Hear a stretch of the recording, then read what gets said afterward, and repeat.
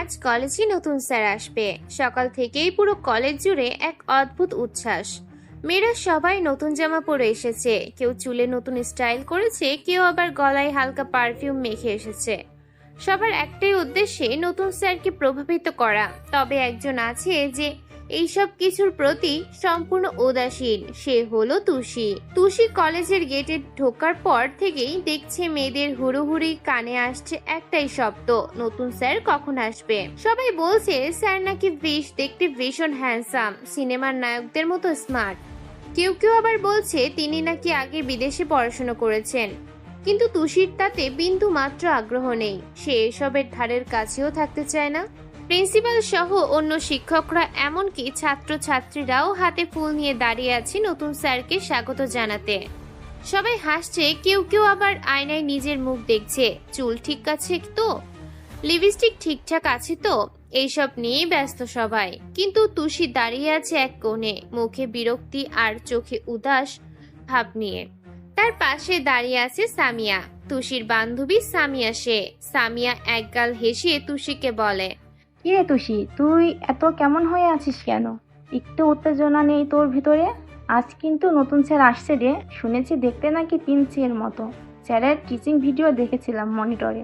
সামিয়ার এমন কথা শুনে তুষি ঠোঁট বাঁকিয়ে বলে, তুই একবার শান্ত হয়ে দাঁড়া, এত লাফালাফি কেন?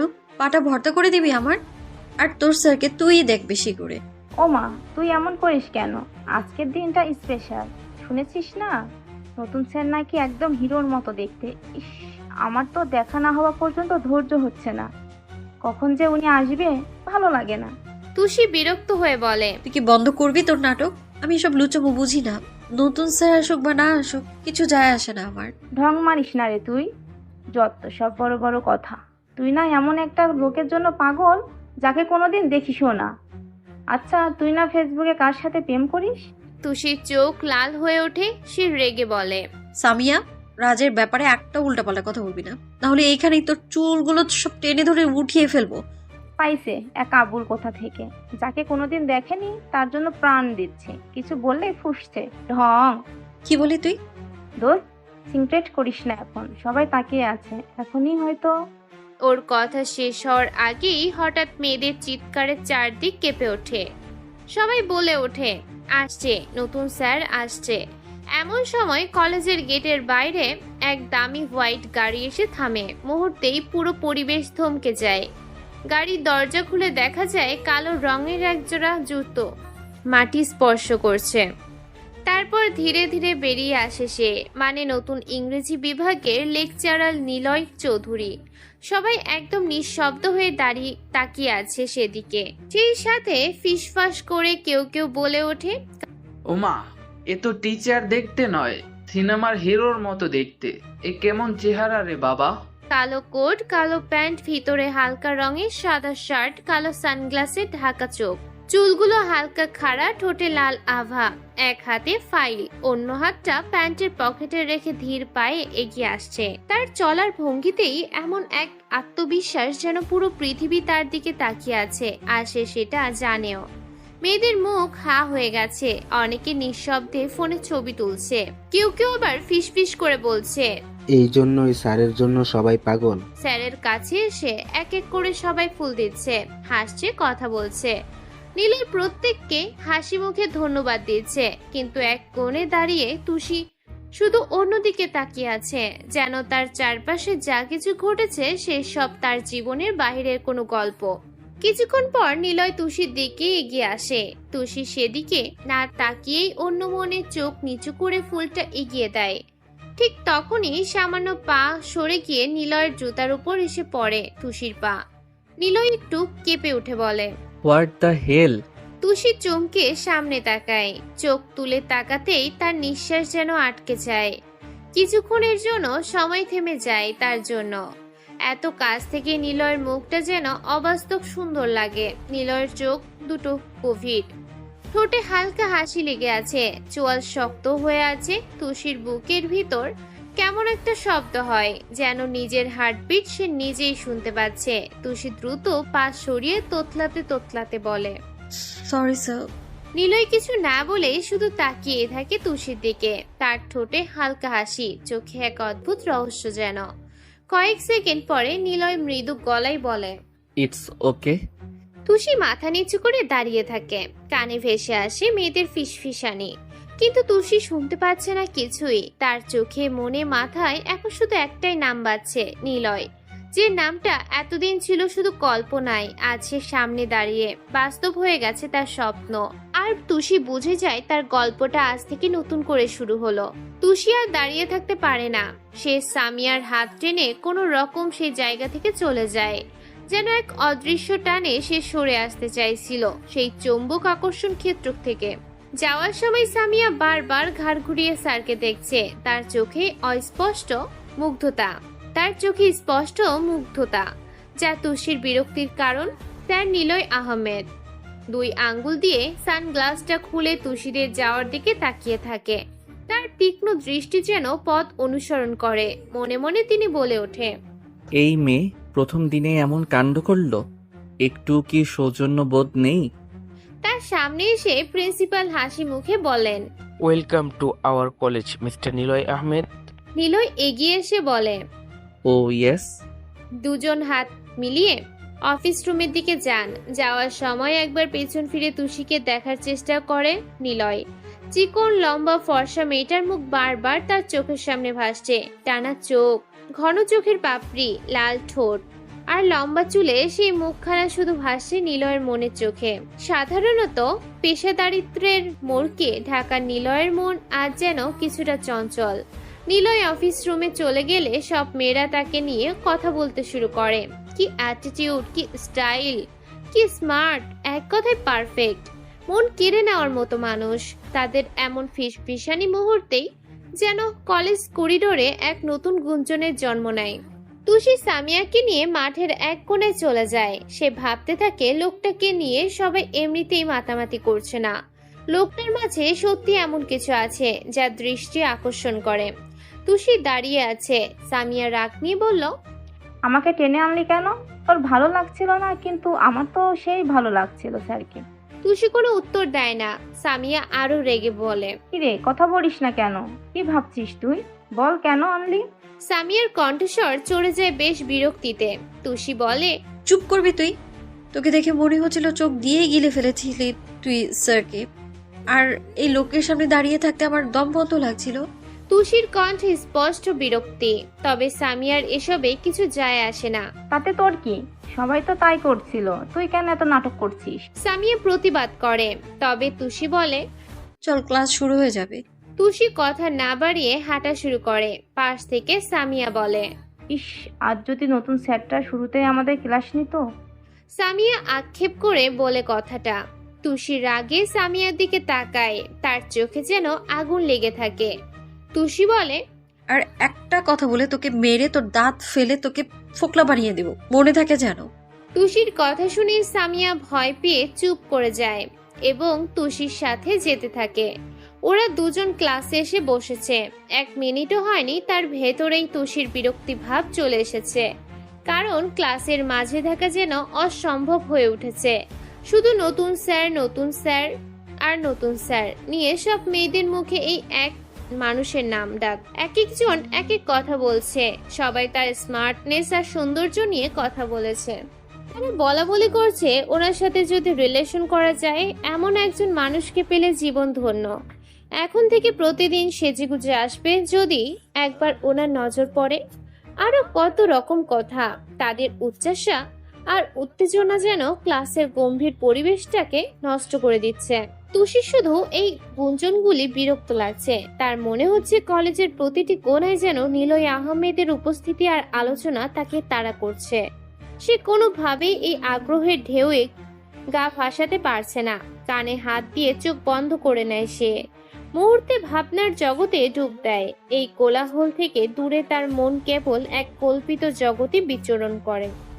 সে ভাবতে থাকে কবে তার স্বপ্নের রাজের সাথে তার দেখা হবে। সে রাজ যে হয়তো নিলয় আহমেদের মতো বাহ্যিক সৌন্দর্যের অধিকারী না হলেও তার মন হবে আকাশের মতো বিশাল, যে তাকে এই লোক দেখানো দুনিয়া থেকে দূরে রাখবে। তুষির মন তখনও রাজ্যের স্বপ্নে বিভোর। আর ক্লাসে সব মেয়ের চোখ তখনও নিলয় আহমেদের রূপে। দুটি ভিন্ন জগৎ যেন এক ক্লাসরুমে সহাবস্থান করছে। তুষি অপেক্ষা করে তার স্বপ্নের রাজের, আর বাকি সবাই মুগ্ধ নিলয় আহমেদের আবির্ভাবে। এমন সময় নিলয় স্যার ক্লাসে আসে। সবাই খুশি মনে দাঁড়িয়ে তাকে সম্মান জানালো। স্যার সবাইকে বসতে বললেও মেয়েরা যেন বসেই থাকতে ভুলে গেছে। তাদের চোখ আটকে আছে নতুন স্যারের দিকে। চকচকে কালো শার্ট, গম্ভীর চাহনি, কণ্ঠে ধীরতা, সব মিলিয়ে এক অন্যরকম আকর্ষণ। নিলয়ের নজর গেল তুষির দিকে। বাকিদের ভেতরে সে আলাদা। মেয়েটি বসে আছে ক্লাসের এক কোণে, নিজের জগতে হারিয়ে। চোখ বন্ধ করে ঠোঁটের কোণায় অচেনা এক হাসি লেগে আছে ওর। যেন চারপাশের কিছুই সে শুনছে না, দেখছেও না। তুষির পাশেই বসে আছে সামিয়া। তুষি কানে হাত দিয়ে চোখ বন্ধ করে বসে আছে নিজের ভাবনার রাজ্যে। তার কল্পনার জগতে এখন রাজ নামের এক মানুষ ঘুরছে, যাকে সে প্রতিদিন মনে মনে ডাকে, যাকে একবার চোখে দেখার জন্য সে ইকোনমিক্স নিয়ে অনার্সে ভর্তি হয়েছে। নিলয় তুষির দিকে তাকিয়ে আছে কিছুক্ষণ, তারপর কপাল কুঁচকে বলল, সবাই বসো। সবাই বসে পড়ে। নিলয় কিছুক্ষণ তুষির দিকে তাকিয়ে থাকে। সামিয়া নিজ দিয়ে ইশারা করে তুষিকে চোখ খুলতে বলল, কিন্তু কোনো ফল হলো না। তুষি তখনও কল্পনায় ডুবে আছে। অবশেষে নিলয় ধৈর্য হারায়, টেবিলে সজোরে এক থাপ্পড় মারে। ঠুস শব্দে পুরো ক্লাস কেঁপে উঠেছে। তুষিও চমকে চোখ খুলে উঠে দাঁড়ালো। সামনে নতুন স্যারকে দেখে সে একেবারে হতভম্ব হয়ে গেছে। নিলয় গম্ভীর কণ্ঠে বলল, এটা ক্লাসরুম, তাই না? ঘুমানোর জায়গা নয়।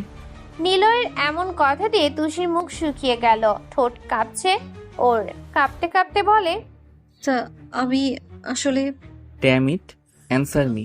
নিলয়ের গলা কড়া হয়ে ওঠে। তুষি তোতলাতে তোতলাতে বলল, সরি স্যার। সরি? এত ভুল হয় কি করে? তখনও তো আমার পায়ে পা লাগিয়ে দিয়েছিলে। এখন এলাম ক্লাসে, না দাঁড়িয়েছো না খেয়াল করেছো, উল্টো এখন আবার স্বপ্নে হারিয়ে গেছো। তুষি কিছুই বলতে পারে না। নিলয় আবার বলল, কিছু বলছি, উত্তর দাও। Sorry sir. What the sorry? Tushi ভয়ে কাঁদছে, তবুও সাহস করে বলল, স্যার সরি, মানে আমায় মাফ করে দিন। নিলয় চোখ ছোট্ট করে তাকালো, ঠোঁটে হালকা কটাক্ষের হাসি। তারপর গম্ভীর কণ্ঠে বলল, নেক্সট টাইম যেন না হয়। এতটুকু বলেই সে ক্লাস নিতে শুরু করে। ক্লাসে আবার শান্তি ফিরে এলো, কিন্তু তুষির মনে তোলপাড় শুরু হয়ে গেছে। নতুন স্যার এসে প্রথম দিনেই এমন ধমক, ওর চোখে জল এসে গেছে। অন্য মেয়েরা আবার সেই নিলয়ের প্রতি কথা গিলছে। কেউ খাতায় কিছু লিখছে, কেউ বা শুধু তাকিয়ে আছে। তুষির মন কিছুতেই পড়ায় বসছে না। মনে মনে বিড়বিড় করে বলল, সামিয়ার বাচ্চা, তোকে অ্যানাকোন্ডার মতো চিবিয়ে খেয়ে ফেলতে ইচ্ছে করছে আমার। সামিয়া অবাক হয়ে তাকিয়ে বলল, কি? যা শুনেছিস ঠিক তাই। আমি আবার কি করলাম? তুই তো নিজের রাজকে নিয়ে দিবা স্বপ্নে চলে গিয়েছিলে। আমি তো তোকে ডেকেও ছিলাম, তুই শুনিস না। এখন স্যারের বকা খেয়েছিস, এতে আমার দোষ কি? দোষ তোরই। ওই বান্দর মুখ দিয়ে কে বলেছিল আজ নতুন স্যার এলে ভালো হতো? তুই বলেছিলি বলিতে এই রাক্ষসটা এসে আমার উপর বজ্রপাত করে। তোর মুখটাই অপয়া। তুই এমনই পাগলি তুষি, সব দোষ আমার কাঁধে চাপিয়ে নিজে বেঁচে গেলি। হ্যাঁ, তোরই সব দোষ। ওই রাক্ষসটা চোখ রাঙিয়ে কি ধমক দিল, তুই তো কিছুই বললি না। বান্ধবী নামে কলঙ্ক তুই। আরে বাবা, তুই এখনো থামিসনি? স্যার তো খারাপ কিছু বলেননি, বরং ঠিকই বলেছে। ক্লাসে এমন দিবা স্বপ্ন দেখা ঠিক না। তুষি গম্ভীর মুখে বলল, ওর নামটা শোন নিলয়, নামেও একটা ঠান্ডা ভাব আছে, কিন্তু কাজ আগুনের মতো। রাক্ষস একটা। কোনো স্যারকে এমন করে নাকি কখনো? এমন সময় নিলয়ের গলা পিছন থেকে ভেসে এলো। অন্য স্যাররা কি করে? তুষি থতমত খেয়ে যায়। সে বলে, কিছু না স্যার, মানে নিলয় চোখ সরু করে তাকিয়ে বলে, তুমি কিছু বলছিলে মনে হয়। না না স্যার, আমি কিছু বলিনি। ও, বুঝলাম। তাহলে মনোযোগ দিয়ে শোনো, কারণ পরের ক্লাসে তোমাকেই প্রশ্ন করব। এই কথা শুনে পুরো ক্লাসে হালকা হাসির রোল উঠল। তুষি লজ্জায় মাথা নিচু করে। একটা সময় ক্লাস শেষ হলো, সবাই বাইরে চলে যায়। তুষি এখনো চুপচাপ বসে আছে। সামিয়া ধীরে বলল, তুই তো বলেছিলি রাজের জন্য ইকোনমিক্স নিয়েছিস, এখন দেখ রাজ না এলেও রাজের মতো কেউ তো এসেছে। তুষি চোখ রাঙিয়ে বলল, চুপ কর শামু, ওই রাক্ষস রাজের মতো নয়। ওর দিকে তাকালেই হার্টবিট বেড়ে যায়। সামিয়া হাসে। তাহলেই তো ঠিক আছে, যার দিকে তাকিয়ে হার্টবিট বাড়ে সেই তো আসল বিপদ। তুষি হালকা হাসে। পরের দিন ক্লাসে তুষি আর সামিয়া এসেছে। কিছু সময় পর ক্লাস শুরু হয়, তবে নিলয় তখনও আসেনি। তুষি সামিয়াকে বলে, সামিয়া, কালকে তোর জন্যই বকা খেয়েছি ওই খাটাস স্যারের কাছে। নিজেকে হিরো মনে করে, হ্যাঁ? ঢং। আমার জন্য নাকি? হ্যাঁ, তোর জন্যই তো তুই যদি এমন সময় নিলয় পেছনের দরজা দিয়ে প্রবেশ করে। ওদের পেছনে এসে দাঁড়িয়ে তুষিদের কথা শুনতে পেয়ে বলে, লিসেন, এইদিকে তাকাও। কে কে ওদিকে নয়, এদিকে। ওরা ঘুরতেই চমকে ওঠে। নিলয় দাঁড়িয়ে আছে। তুষি মাথা উঁচু করে সামনে তাকাতেই দেখে নিলয় প্যান্টের মাঝে হাত গুজে দাঁড়িয়ে আছে। তুষির সাথে সাথে উঠে দাঁড়ায়, সাথে বড় একটি ঢোক গেলে। নিলয় বলে, কালকে আমি ক্লাস করাতে আসছিলাম, তোমার নন স্টপ বক বক শুনতে নয়। নিজের কারণে বকা শুনবে আবার দোষ দিবে অন্য কাউকে। না মানে সেই কখন থেকে দেখছি মাথা নিচু করে রেখেছো। এখানে না আসলে তো জানতামই না তুমি কি কি বলছিলে। বের হও ক্লাস থেকে। নিলয়ের কথায় তুষি মাথা তুলে তার দিকে তাকায়। নিলয় সাথে সাথে বলে, কি হলো? বললাম না বের হও। তোমার ক্লাস করার দরকার নেই। Sorry sir. শাট আপ, বের হও এখনই। নিলয়ের ধমক শুনে তুষি তাড়াতাড়ি ব্যাগটা হাতে নেয়। তারপর আবার নিলয়ের দিকে তাকায়। নিলয় বলে, ব্যাগ রাখো, ক্লাস থেকে বের হও। কি? বললাম ক্লাস থেকে বের হও। বারান্দায় চুপ করে দাঁড়িয়ে থাকো, এটাই তোমার পানিশমেন্ট। স্যার আর হবে। নিলয় কিছু না বলে তুষির হাত ধরে টেনে দরজার কাছে নিয়ে যায়। এখানে চুপ করে দাঁড়িয়ে থাকবে। স্যার। তুষি আর কিছু বলতে পারে না। নিলয় ক্লাসে ঢুকে গেলেই তুষি মুখ ভেঙচি কাটে। ঢং ঢং দেখলে গায়ে আগুন জ্বলে। আরে যা যা, তোর মতো কত ছেলে আমার কাছে আসলো আর গেল, আর উনি আসছে কোন ঢং? উনি ভাবে না যেন জানি নাকি আমি? হ্যাঁ, আরে তুমি একটা ঢং, ঘোড়ার আন্ডা। স্যারকে এইসব বলা ঠিক হচ্ছে? আরে দূর দূরে স্যার, এমন করলে স্টুডেন্টরা তো এমন বলবেই। তুষি নিজের মনেই বিড়বিড় করে চুপ হয়ে গেল। নিলয় ভিতরে ক্লাস করাচ্ছে। তুষি আবার বকবক করা শুরু করে একা একা। হায় রাজ চৌধুরী, কবে আমি আপনাকে দেখব? আর কতদিন লুকিয়ে থাকবে? 1 বছর উপর তো হলো অপেক্ষা করছি। আর কবে দেখা দিবেন আপনার তুষিকে? আপনাকে দেখার জন্য তো আমি উদ্বিগ্ন হয়ে আছি। হায় আল্লাহ, ওনাকে আমার সামনে আনো। আল্লাহ প্লিজ প্লিজ প্লিজ। তুষি দরজার পাশে দেয়ালে হেলান দিয়ে চোখ বন্ধ করে আল্লাহর কাছে তার মনের কথা জানাচ্ছে। নিলয় তুষির কাছে গিয়ে আস্তে আস্তে বলল, কার জন্যে এত অপেক্ষার প্রহর গোনা? কার জন্যে এত উদ্বিগ্নতা? কার জন্যই বা এভাবে অসময়ে আল্লাহর কাছে এত দোয়া চাওয়া? ফিসফিসানি কথা কানের কাছে শুনে তুষির অন্তর কেঁপে ওঠে। সারা শরীর কাটা দিয়ে ওঠে। হতমত খেয়ে চোখ খুলে নিলয়কে দেখে ঢোক গিলল।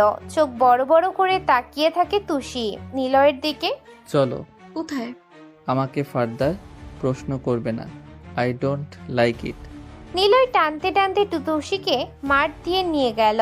আর সবাই হাঁ করে তাকিয়ে আছে। নিলয়ের জন্য বরাদ্দ করা রুমে তুষিকে নিয়ে যায়। চেয়ার টেনে বলে, বসো। মানে? Sit down. কেন? নিলয় চোখ গরম করে তাকায়। তুষি তাড়াতাড়ি চেয়ারে বসে। নিলয় নিজের চেয়ারে বসে। তুষি অনেক অস্বস্তি ফিল করছে। নিলয় তার দিকে তাকিয়ে আছে। সে মুখ অন্যদিকে ঘুরিয়ে নিচ্ছে, যার ফলে বাতাসের সামনের চুলগুলি তার মুখ ঢেকে দিচ্ছে। তুষি বারবার সরাচ্ছে, ফ্যানের বাতাসে আবার এলোমেলো করে দিচ্ছে। নিলয় মুচকি হেসে উঠে দাঁড়িয়ে তুষির দিকে হাত বাড়িয়ে দিলে তুষি একটু পিছনে হেলে পড়ে। নিলয় তার চুলের দিকে হাত বাড়িয়ে দিয়ে ঠিক করার বদলে এলোমেলো করে দেয় আরো।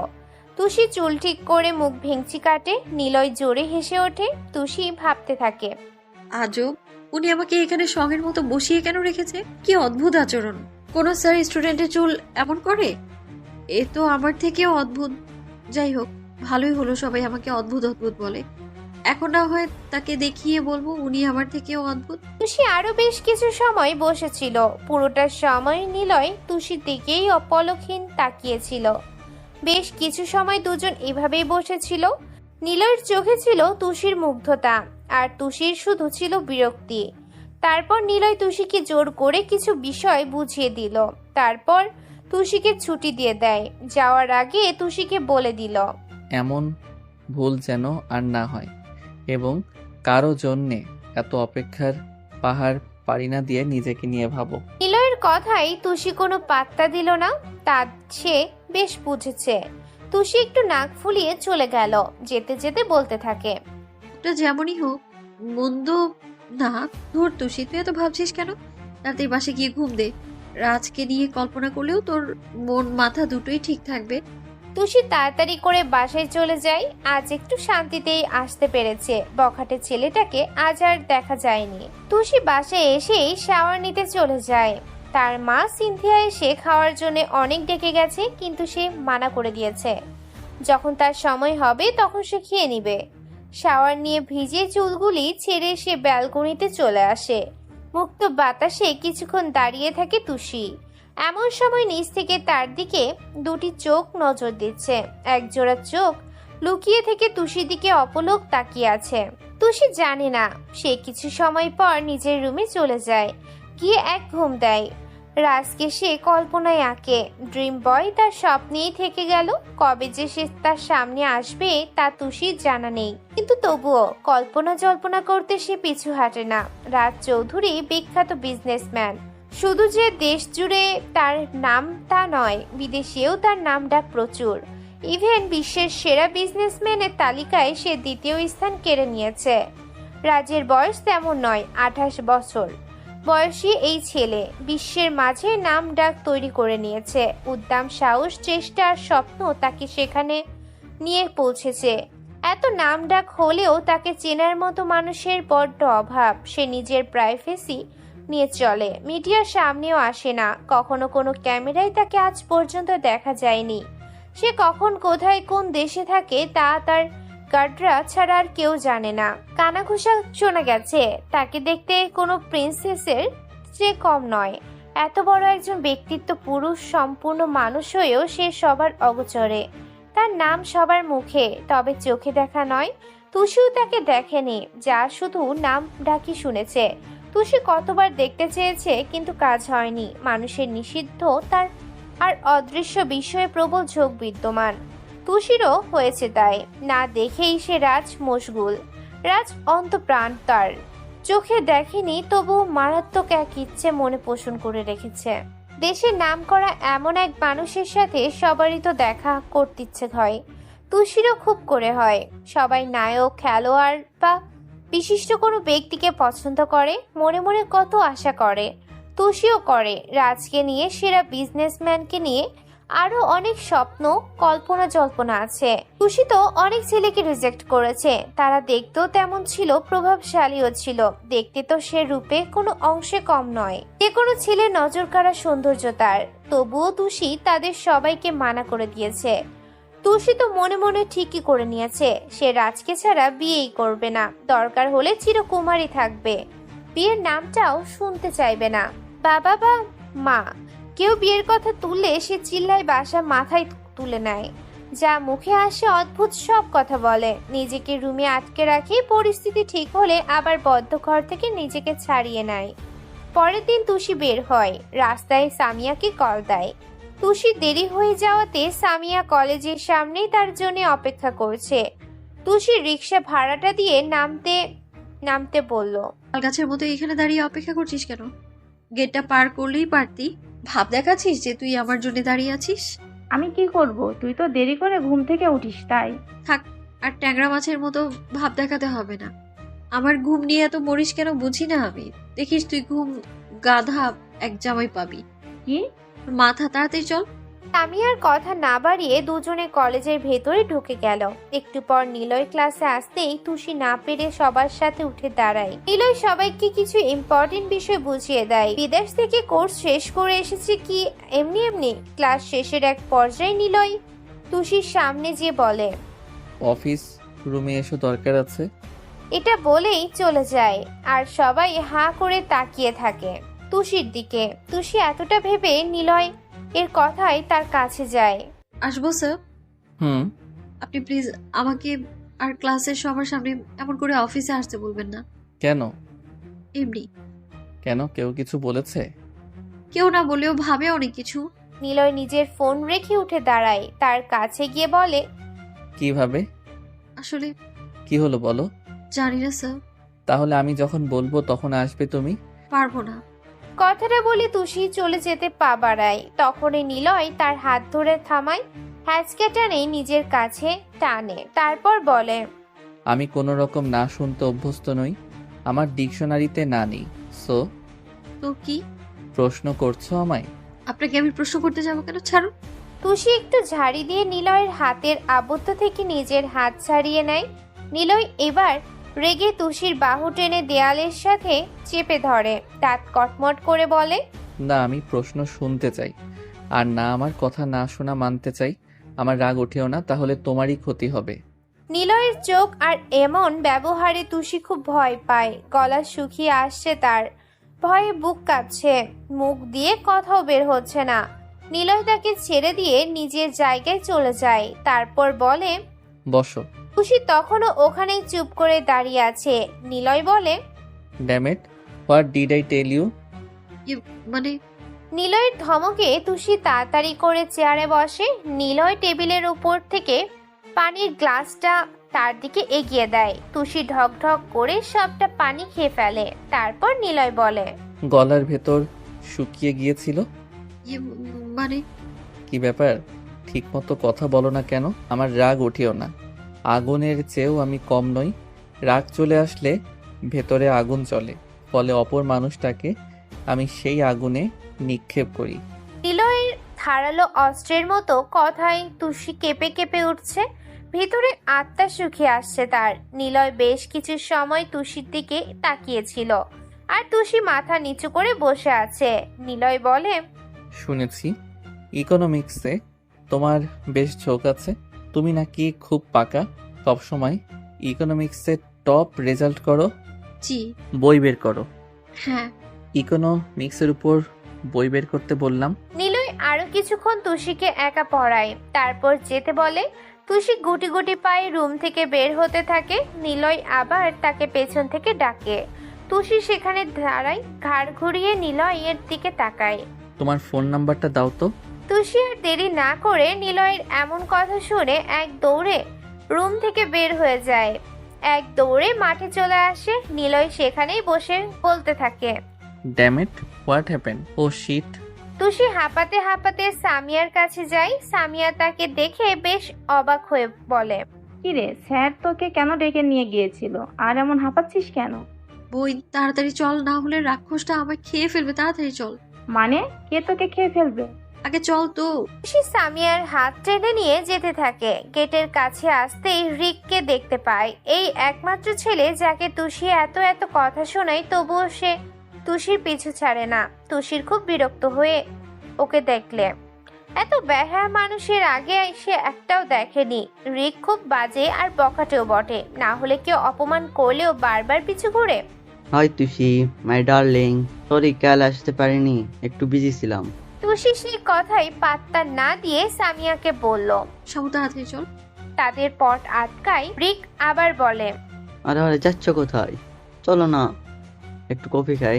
তোমাকে কাল না দেখতে পেয়ে আমার মন আনসান করছিল, আর তুমি আমার কষ্টটা না বুঝে চলে যাচ্ছ। আপনার মতো কুত্তা আমি আর একটাও দেখি নাই। রাস্তার কুত্তাকেও পা দিয়ে লাথি দিলে সে আবার ফিরে আসতে ভয় পায়, আর আপনি সেই কুত্তাও নন। যত সব ফালতু খারাপ লোক কোথাকার। কি করবো বলো, তোমাকে না দেখে যে থাকতে পারি না। আপনি কুত্তার সাথে গলায় গলাগলি করে বসে থাকুন, এটাই মানাবে আপনাকে, মিডল ক্লাস লোক কোথাকার। তুষি আর কিছু না বলে সামিয়াকে নিয়ে রাগে চলে যায়। দূর থেকে একজোড়া চোখ আবার তুষির দিকে তাকিয়েছিল, এবার আর তার চোখে ছিল না মুগ্ধতা। পরের দিন সকালে উঠে সামিয়া আর তুষি কলেজের মধ্যে রওনা দেয়। গেটের ভেতরের গেলেই কোথা থেকে দৌড়ে রিক আসে, হাঁটু গেড়ে নিচে বসে পড়ে। সামিয়া আর তুষি বেশ অবাক হয়, আবার প্রপোজ করে বসবে নাকি। পাশ থেকে নিলয় নিজের গাড়ির চাবি আঙ্গুলের ডগায় ঘুরিয়ে ঘুরিয়ে অফিস রুমে যাচ্ছে। সবেমাত্র গাড়ি পার্ক করে সে এসেছে, চলে যেও আবার তুষির কাছে ফিরে আসে। What happen? রিক ভিমড়ি খেয়ে নিলয়ের পায়ে পড়ে। স্যার আমার ভুল হয়ে গিয়েছে, আর হবে না। মানে কিছু বুঝলাম না। স্যার, আমি তুষিকে মানে ওনাকে প্রতিদিন বিরক্ত করতাম। আর এমন করব না, আমি মাফ চাইছি। এখানে আমার কাছে মাফ চাওয়ার কি আছে? যাকে এতদিন বিরক্ত করেছিস তার কাছে মাফ চা। রিক তড়িঘড়ি করে তুষির পায়ে হাত দিতে চাইলে তুষি এক হাত ধরে সরে যায়। আমায় মাফ করে দিন, আমায় মাফ করে দিন, এমন আর হবে না। আরে আরে কি করছেন? মাফ চাইতে হবে না, শুধু আর বিরক্ত না করলেই চলবে। আমি আর আপনাকে বিরক্ত করব না, আমায় শেষের বারের মতো মাফ করে দিন। সত্যি তো? মনে থাকে জানো। ঠিক আছে, যান আপনি। রিক একবার নিলয়ের দিকে তাকিয়ে চলে যায় আস্তে ধীরে। তুষির সে কি লাফালাফি! আমাকে আজ থেকে আর কেউ বিরক্ত করবে না। ইয়ে, কি মজা, ইয়ে। তুষি বেশ খুশি হয়ে সামিয়াকে জড়িয়ে ধরে। পাশ ফিরে নিলয়কেও জড়িয়ে ধরতে চায়, কিন্তু তার অনেকটা কাছে গিয়ে তুষি তার প্রসারিত হাত গুটিয়ে নেয়। ঢোক গিলে আমতা আমতা করে বলে, সরি স্যার। জড়িয়ে ধরলে সেটা মন্দ হতো না। নিলয় তুষির দিকে তাকিয়ে এক গাল হেসে চলে যায়। তুষি হাঁ করে দেখছিল সে হাসি, কি সুন্দর, কতটা মায়াময় সে হাসি। তুষি খুশিতে লাফালাফি শুরু করে। সামিয়া তখন বলে ওঠে, তুষি, এটা তোর বা আমার বেডরুম না, কলেজ এটা। তুষি নিজেকে সামলে আশপাশ তাকায়, তারপর সামিয়াকে নিয়ে ক্লাসে চলে যায়। প্রতিদিনের মতো নিলয় আজও প্রথমে ক্লাসে এলো, সবাইকে ক্লাস করায়, কিছু টপিক হাতে কলমে বুঝিয়ে দেয়। ক্লাস শেষে আজও তুষিকে তার অফিস যেতে বলে। তুষি অফিস রুমের দরজায় দাঁড়িয়ে বলে, আসবো? কাম। স্যার, আমি আপনাকে আবারও বলেছি, আজও বলছি, প্লিজ আমাকে এভাবে আর ডেকে পাঠাবেন না। আমি কেন ডাকবো না তা তোমাকে বলে করতে হবে নাকি? অযথা কথা বাড়াচ্ছ তুষি। স্যার, এইগুলি সবে ভালো চোখে নেয় না। ও রিয়েলি? তো কোনগুলি ভালো চোখে নেয়? তোমাকে বিরক্ত করাগুলি? কই এতদিন সে কলেজের সামনে তোমাকেও বিরক্ত করেছে, তাতে তো তারা কিছু বলেনি। তার মানে ওগুলি ওরা ভালো চোখেই নিয়েছে, তাই কিছু বলেও নি, করেও নি। তোমাকে আমি এমনি এমনি তো ডেকেও পাঠাই না, কিছু টপিকও বুঝিয়ে দেই। এই কথাটা যেন আর মুখে না আসে। বসো। কি হলো? তুষি গিয়ে চেয়ারে বসে। নিলয় 5 মিনিট তুষির দিকে তাকিয়ে থাকে, তারপর পড়া শুরু করে। তুষিও মন দিয়ে পড়ে। যাওয়ার আগে তুষিকে পিছু ডেকে বলে, তুষি, আমার কথার অবাধ্য হইও না, ফলস্বরূপ খুব ভালো হবে না। তুষি চলে যায়। যেতে যেতে ভাবতে থাকে, রাজ চৌধুরী বিষয়ে স্যারকে কিছু জিজ্ঞেস করব? স্যারও তো একই দেশ থেকে এসেছে, যদি কিছু জানে। না থাক, কিভাবে আমার। বাকি আরেকটা ক্লাস করে তুষি আর সামিয়া বাসায় চলে যায়। আজ মনটাও ভালো লাগছে। রিক নামক বিরক্ত তার এখন থেকে দূর হলো, কিন্তু যাকে এত বকার পরেও কোনো কাজ হলো না, সে নিজ থেকে এসে এমন ভাবে মাফ চাইলো কেন? বিষয়টা তুষি ভেবে উঠতে পারে না, তবুও মনে মনে খুশি হয়। বিকেলে ঘুম থেকে উঠে খেয়ে ঘরে আসতেই তুষির কল আসে। ফোন নিয়ে দেখে আননোন নাম্বার, তাই সে আর কল রিসিভ না করে বিছানার উপর রেখে দেয়। পরপর 2 বার কল হয়ে কেটে যায়। 3 বারের সময় তুষি বিরক্ত নিয়েই কল ধরে। শক্ত গলায় ভ্রু কুঁচকে বলে, আরে কে মশাই এতবার কল দি? শাট আপ রাবিশ, কল ধরতে এত সময় লাগে? কি করছিলে? তুষি শুকনো একটা ঢোক গেল। মানুষটা তার নাম্বার পেল কোথায়? কি হলো? আমি কল দিচ্ছিলাম না? আসলে নিচে নামো। কি? তোমার বাসার নিচে নামে। শুধু শুধু নিচে নামতে যাবো কেন স্যার? এখন আমি পারবো না। ড্যামেট, আমি দাঁড়িয়ে আছি, আর্লি নিচে আসো। নিলয় এর কথা শুনে তুষি চমকে যায়। বলে কি লোকটা? নিচে মানে? সত্যি কি বাসার নিচে চলে এলো নাকি? তুষি জানালার ফাঁক দিয়ে উকি দেয়। হ্যাঁ, সত্যি সত্যি নিলয় কালো একটা ফিটফাট শার্ট পরে আর সাদা গাড়িতে হেলান দিয়ে দাঁড়িয়ে আছে। কানে ফোন ধরে রাখা, চোখে কালো সানগ্লাস, এক কথায় দিল কেড়ে নেওয়ার মতো স্টাইল। তুষি হাঁ করে আছে, জিম করা বডি যেন শার্ট ভেদ করে সামনে আসবে। তুষির বুকটা ধক করে উঠে এমন রূপ দেখে। এই প্রথম এইভাবে কোনো ছেলেকে দেখছে, যেন কোনো সিনেমার হিরো শুটিং করছে। তুষি আমতা আমতা করে বলল, আপনি এখানে কি করছেন? আর আমার বাসায় বা চিনলেন কি করে? চোরের মতো জানালা দিয়ে উকি না দিয়ে তাড়াতাড়ি নিচে নামো। কি বলতে চাইছেন? আমার বাসায় আমি চুরি করতে যাব কেন? চুরি করেই তো আমায় দেখছো। তুষি জানালার পাশ থেকে সরে এসে বলে, মোটেও না, আমি আপনাকে দেখছিলাম না। সেটা আমি বেশ দেখেছি। আর কি বললে? তোমার বাড়ি মেয়েদের আসল বাড়ি হয় তার অর্ধাঙ্গের বাড়ি, মানে নিজের হাজবেন্ডের বাড়ি। বাজে বক বক না করে নিচে নামো। না না না, আমি নামবো না। ওকে ফাইন, আমি উঠছি উপরে। না না, আমি নামছি। গুড গার্ল, ফার্স্ট আসো। তুষি ফোন হাতে নিয়ে সিঁড়ি বেয়ে নিচে নামে। তার মা সোফায় বসে টিভি দেখছে। তুষিকে দেখে বলে, কি রে, কোথায় যাস? আম্মু আসছি একটু। তুষির কথা না বাড়িয়ে বেরিয়ে পড়ে। গেট খুলে এগিয়ে যায় সামনের দিকে। নিলয় গাড়ির সাথে হেলান দিয়ে দাঁড়িয়ে আছে। তুষি নিলয়ের এই রূপের দিকে তাকাতে চাইছে না, কারণ নিলয়ের এমন স্টাইল দেখে তুষির কেমন কেমন লাগছে, তাই মাথা নিচু করে আছে। আর ওদিকে নিলয় তুষিকে দেখেই চলছে। তুষি সামনে আসতেই নিলয় প্রশ্ন করে, তাকাচ্ছ না কেন? আমাতে ফেসে যাবে নাকি? নিলয় কথায় তুষি ঘাবড়ে যায়। শরীর দিয়ে যেন ঘাম বের হয়। অস্পষ্ট কণ্ঠে বলে ওঠে, কেন আসতে বললেন আমায়? কি হলো? কথাটা তুষি নিলয়ের দিকেই তাকিয়ে বলেছে। নিলয় তুষির দিকে তাকিয়ে থাকে। কি দেখছেন? নিশ্চয়ই তোমাকে না, বাড়িটা দেখছিলাম। তুষি মনে মনে বলতে লাগলো, ছি, কি মিথ্যে কথা বলে ডেভিলটা। আমার দিকে তাকিয়ে থেকে বলে কিনা বাড়ির দিকে। ড্রাগন একটা। নিলয় গাড়ির ভিতর থেকে একটা পেপার শিট বের করে জানে, সেটা তুষির দিকে এগিয়ে দেয়। তুষি চোখ বুলিয়ে নিলয়কে প্রশ্ন করে, কি এটা? তোমার মতো পিচ্চিকে তো আর লাভ লেটার দিব না। কি, আমি পিচ্ছি? আরে ডেভিল, তুমি তো জানো না কত ছেলে আমার পেছনে ঘোরে। এখনো যদি হ্যাঁ বলি ছেলের লাইন লেগে যাবে। আর তুমি কিনা বলছো আমার পিচ্ছি? খারাস একটা। তুষি মনে মনে বলে কথাগুলো। নিলয় আবার বলে ওঠে, তুমি পিচ্ছি কিনা সেটা মনে মনে আর ভাবতে হবে না। এটা নাও আর বাসায় ঢুকো। চিটটা নিলয় তুষির হাতে ধরিয়ে দিয়ে গাড়ির ভেতরে বসে। তারপর তুষির সামনে দিয়ে সাই সাই করে চলে যায়। তুষি ভ্যাবলার মতো চোখ বড় বড় করে নিলয়ের গাড়ির দিকে তাকিয়ে থাকে।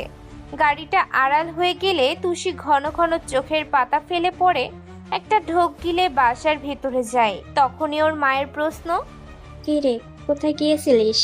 আম্মু শীত আনতে। শুধু এটা বলে তুষি দৌড়ে উপরে নিজের রুমে চলে যায়। শীতটা ভালোভাবে দেখে বোঝে এটা বেশ কাজের, তাই সাথে সাথে বই নিয়ে বসে পড়ে। শীতটা শেষ করার প্রচেষ্টা করে। রাতে খেয়ে এসে ঘুমাবে এমন সময় তার কল আসে। স্ক্রিনে ডেভিল রাক্ষসের নাম ভেসে আসে। তুষি নিলয়ের নাম্বারটা এভাবেই সেভ করেছে। তুষি ইচ্ছা করে কলটা না ধরেই ফোন রেখে দেয়।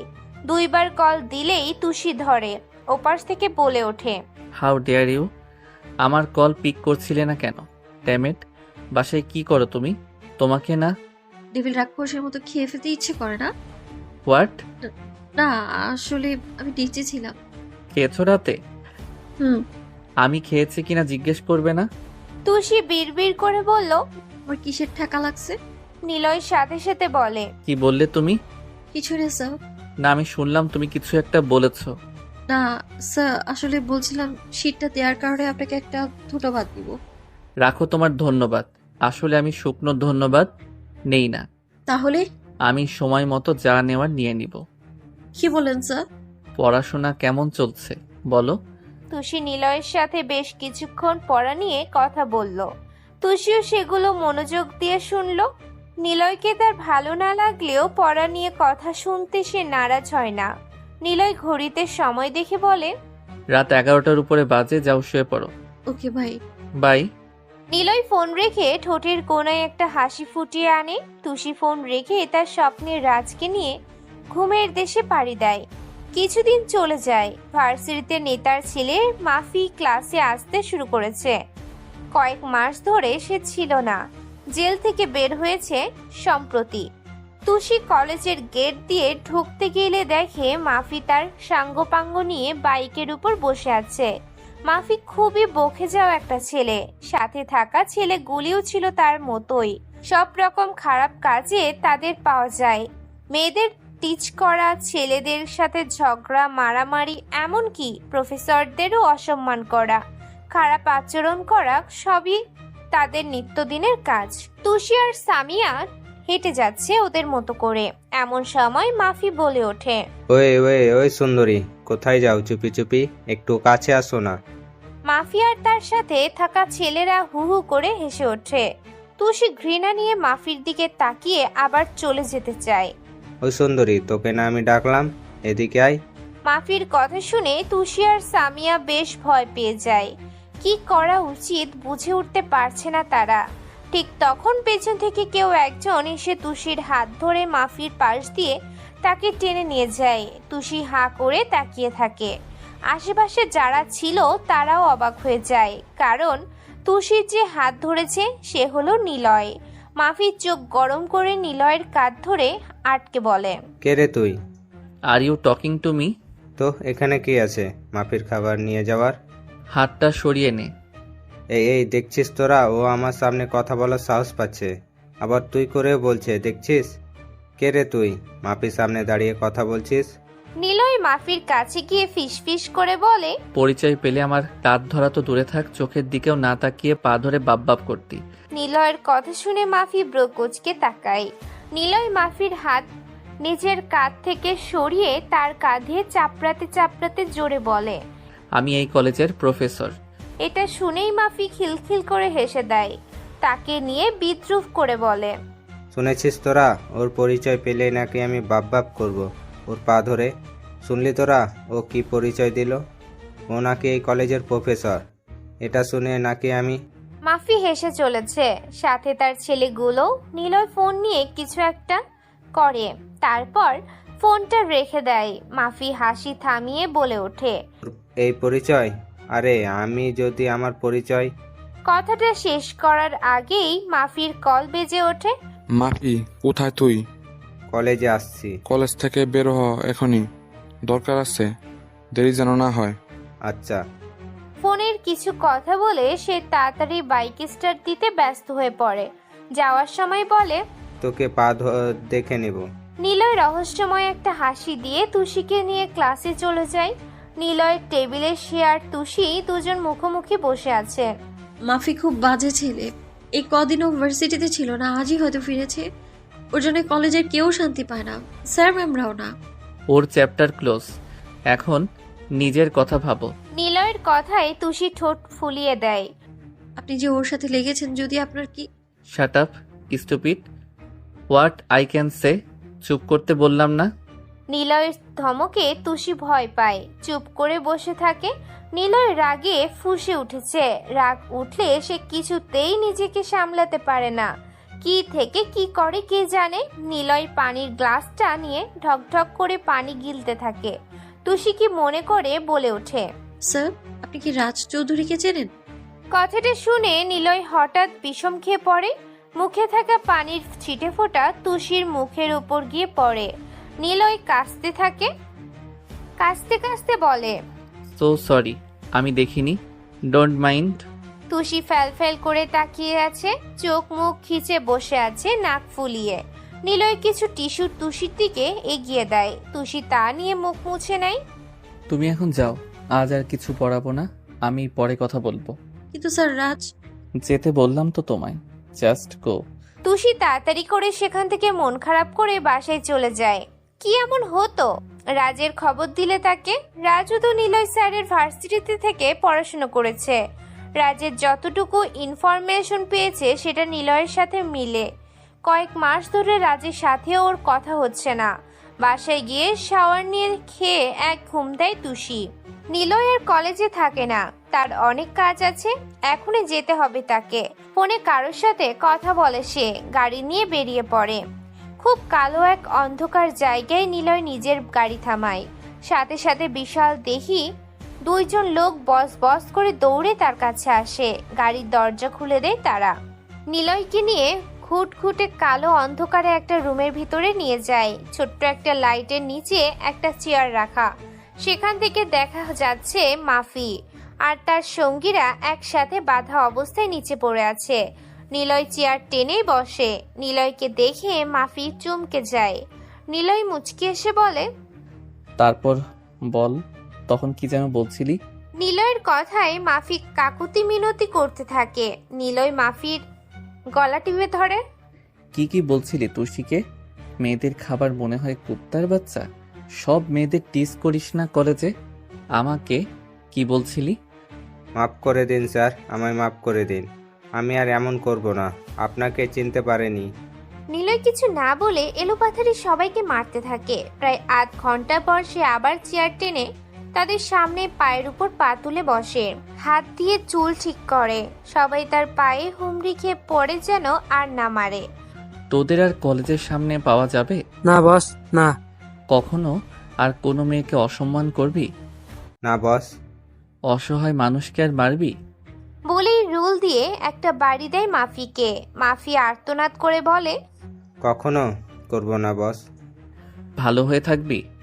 জি বস, জি। নিলয় উঠে দাঁড়ায়। বিশাল দেহি দুজনের উদ্দেশ্য করে বলে, ওদের হসপিটালে দিয়ে আসবে। আর হ্যাঁ, তোকে বলছি কাল কলেজে গিয়ে সবার কাছে মাপ চাইবি। ভুল যেন না হয়, আর আমার কথা যেন গোপন থাকে। ওকে বস, সবার কাছে মাপ চেয়ে আসবো। যা বলবেন তাই করব। নিলয় এক অদ্ভুত রহস্যের হাসি হেসে সেই জায়গা ত্যাগ করে। তুষি সেই যে ঘুমিয়ে সন্ধ্যায় উঠেছে, বিছানার পাশ থেকে ফোন নিয়ে দেখে 56টা কল দিয়েছে ডেভিল রাক্ষস। তুষি ভয়ে ফোনটা বন্ধ করে ফেলে। না জানি রাগে কি করবে।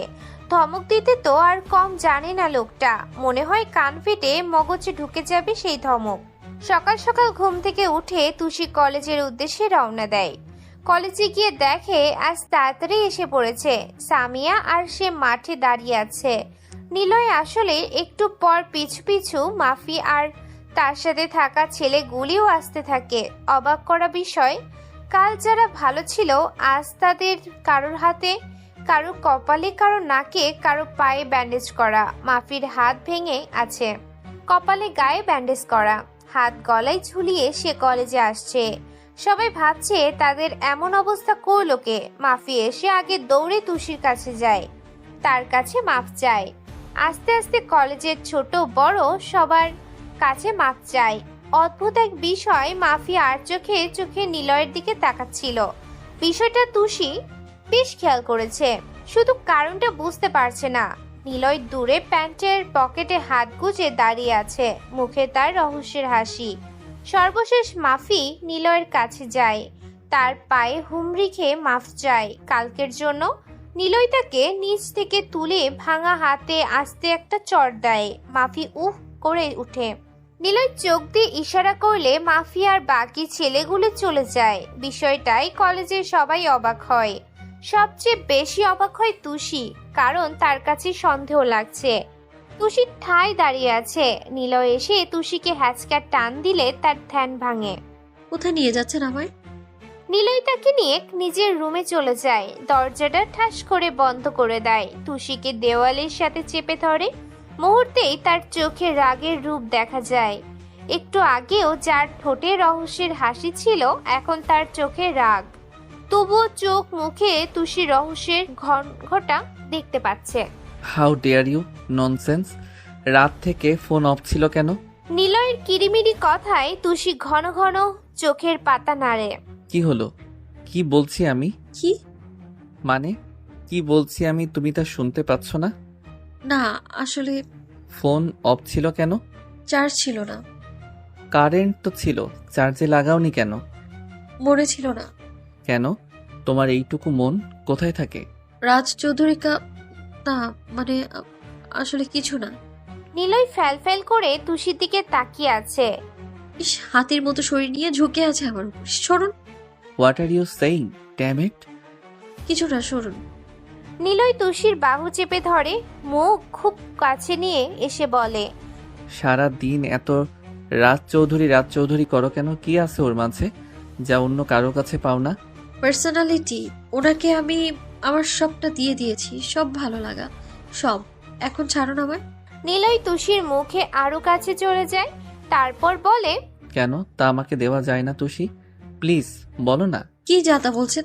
তুষি ধাক্কা দিয়ে নিলয়কে ঠেলে দেয়। নিলয় একটু দূরে গিয়ে পড়লে তার প্যাকেট থেকে একটা কার্ড পড়ে যায়। নিলয় মাথা নিচু করে জোরে জোরে শ্বাস নেয়। বিষয়টা তার রুচিতে লাগে। তার রাগ উঠেছে। তুষি কার্ডটা তুলে দেখে, বুঝতে পারে আইডি কার্ড। অপর পৃষ্ঠে চোখ বুলালে দেখে তার ছবি। নামের দিকে নজর দিলে দেখতে পায়নি। বাকিটা দেখার আগেই ছোঁ মেরে নিলয় সেটা নিয়ে নেয়। তুষি দেখতে চাইলেও নিলয় তা কেড়ে নিজের কাছে রেখে দেয়। তুষি কাড়াকাড়ি করেও পারে না নিতে।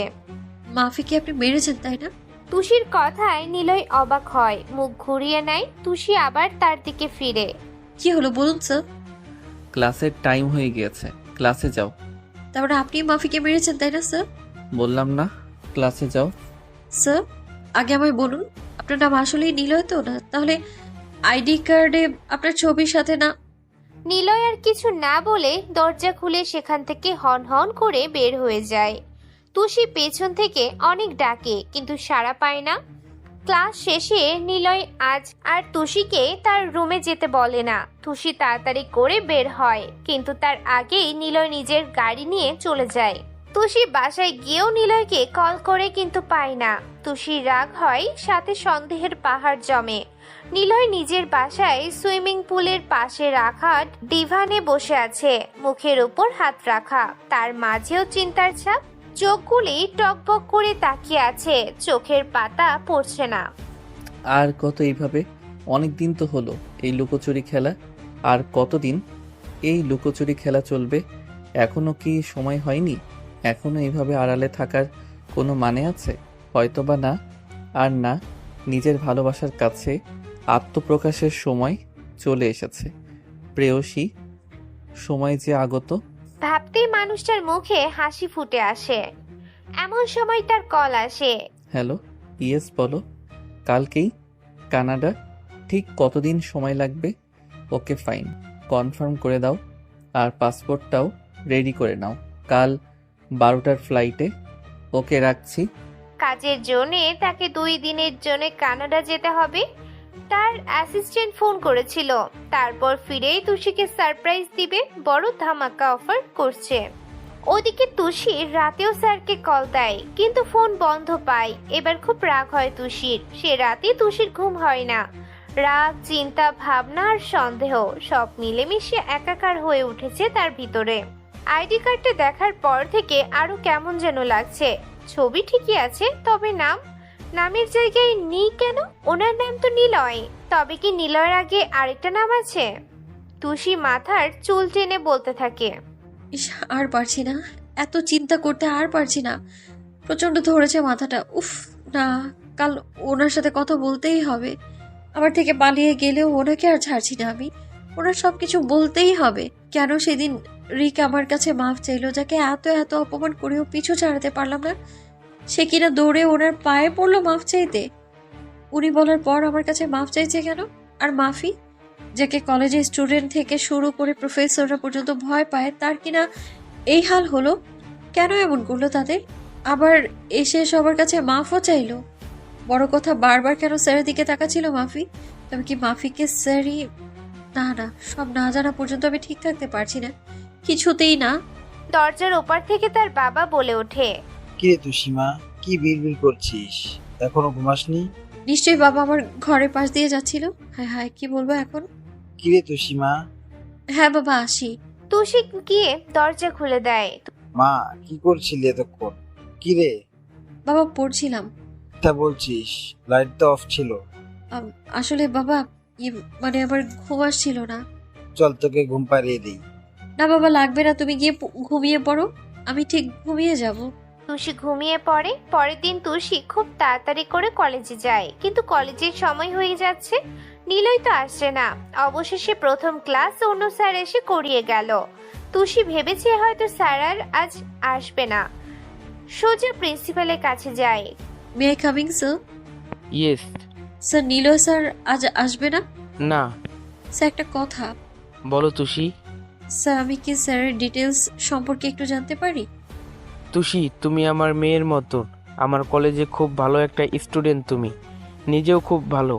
সব মিলিয়ে তোমাকে খুব স্নেহ করি আমি চাই না এমন কিছু বলো যা তোমাকে কটু কথা শোনাবে। আশা করি বুঝতে পেরেছো কি বললাম। জি স্যার, সরি, ভুল হয়ে গিয়েছে। যাও, কাজ আছে আমার। তুষি চলে এলো রাগে কটমট করে। সেদিন আর ক্লাস করেনি, সোজা বাসায় চলে যায়। এর পরের দিনও কলেজে গিয়ে দেখে আজও নিলয় কলেজে আসেনি। তুষির রাগ ও সন্দেহ যেন হিমালয় ছুঁয়েছে। মুখ ভুত্তা করে আবার বাসায় ফিরে যায়। ঠিক 3 দিনের মাথায় নিলয় কলেজে আসে। প্রিন্সিপালকে সে আগেই জানিয়ে গিয়েছিল। তুষি তখন সামিয়ার সাথে কথা বলছে মাঠে। তুষি, তুই এভাবে কেন বসে আছিস? তো কলেজের এত লোকের সামনে কি নাচবো নাকি? না মানে হাসি হাসি মুখে কথা তো বলতে পারিস। তোর মতো পাগল ছাগল আমি? কি? জিজ্ঞেস করলাম তোর মতো কি আমি পাগল ছাগল যে কোনো কারণ ছাড়াই বেকুবের মতো হাসবো? এভাবে কথা বলছিস কেন? তোর ভাগ্য ভালো ছিল যে এখনো তোর 40 গোষ্ঠীকে ধুয়ে দেয়নি। সামিয়ার কিছু বলে না, চুপ করে যায়। তা না হলে তুষির বলা শেষ হবে না। তুষি বসে বসে মাঠের ঘাস উপড়াচ্ছিল। তুই গরু হয়ে গেলি নাকি? What nonsense! না মানে কখন থেকে ঘাস উপড়াচ্ছিস? এগুলো ভেজে মোমের মধ্যে চিকেনের বদলে দিয়ে আবার ভেজে তোর হবু জামাইকে খাওয়াবো, সাথে তোর গলার উপর উঠে তোকে গিলাবো। কি? তুষি মন খারাপ করে ঘাসে হাত দিতে গিয়ে সামনে তাকাতেই দেখে নিলয় কি সুন্দর করে কলেজের ভিতর ঢুকছে। তুষি আর চিন্তা বা সময় নষ্ট না করে দৌড়ে তার সামনে যায়। কোথায় ছিলেন 3 দিন? তুষির কথায় নিলয় থেমে একবার তার দিকে তাকায়, তারপর কোনো কথা না বলে হাঁটতে থাকে। সে ভালো করেই জানে তুষিকে কিছু না বললে সে তার পিছু ছাড়বে না। নিলয় নিজের মনে হাঁটছে। যেতে যেতে সে নিজের রুমে চলে যায়। আর তুষি তাকে প্রশ্নের পর প্রশ্নে মুড়িয়ে দিচ্ছে। বকবক করতে করতে তার খেয়ালই নেই যে সে রুমের ভেতর চলে এসেছে। তুষি ভেতরে ঢুকতেই নিলয় সোজা দরজা বন্ধ করে দেয়। এবার তুষির হুঁশ ফিরে আসে, ঢোক গিলে বলে, আপনি দরজা কেন বন্ধ করলেন? এমনি। আমি পরে কথা বলবো, ক্লাস শুরু হয়ে যাবে, নিচে যাই আমি। তুষি তাড়াতাড়ি কথা বলে দরজার দিকে যেতে চাইলে নিলয় তার হাত ধরে পথ আটকে বলে, কোথাও নয়, কোথাও যাওয়া হবে না। এতক্ষণ না ননসেন্সের মতো নন স্টপ বকবক করছিলে, সো এখন প্রশ্ন করো। শাহজাদির উত্তর দিতে আমি প্রস্তুত। মানে প্রশ্ন করো। না না, আমার তো কোনো প্রশ্ন নেই, আমি যাই। তুষি আবার যেতে চাইলে নিলয় হাত প্রসারিত করে তাকে বাধা দেয়। এবার তুষির ভয় লাগে, ঢোক গিলছে আর ঘন ঘন চোখের পাতা ফেলছে। নিলয় তার দিকে এগিয়ে যেতে যেতে বলে, আমাকে তুমি সন্দেহ করছো? মানে?